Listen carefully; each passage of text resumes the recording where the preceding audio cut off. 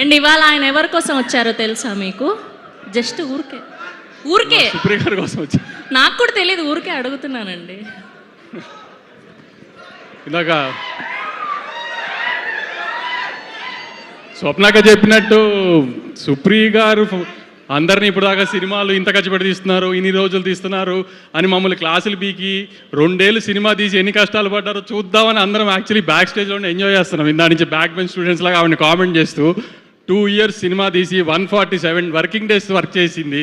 So మమ్మల్ని ఎవరిని తిట్టే రైట్ లేదని వెనకాల నుంచి ఆవిడని ఎక్కిరిస్తానికి వచ్చాము. యాక్చువల్లీ మేము విష్ చేయడం కంటే ఎక్కువ సుప్రియ గారికి ప్రొడ్యూసర్ కష్టాలు ఏంటో శేష్ గారు చూపించినందుకు నేను చాలా థ్యాంక్స్ శేష్ గారు.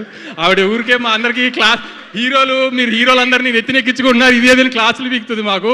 మీరు ఒక 2 సంవత్సరాలు ఆవిడ హింస పెట్టినందుకు చాలా థ్యాంక్స్ అండి. ఆవిడకి తెలియాలి కదా హీరోలతో సినిమాలు తీస్తే ఎంత కష్టంగా ఉంటుందో. వాళ్ళ తమ్ముళ్ళతో వాళ్ళ మావయ్య గారితో సినిమా తీసి ఏం నొప్పి తెలియలేదు ఆవిడకి. బయట హీరోలతో తీస్తే ఎలా ఉంటుందో తెలుస్తుంది కదా ఆవిడ.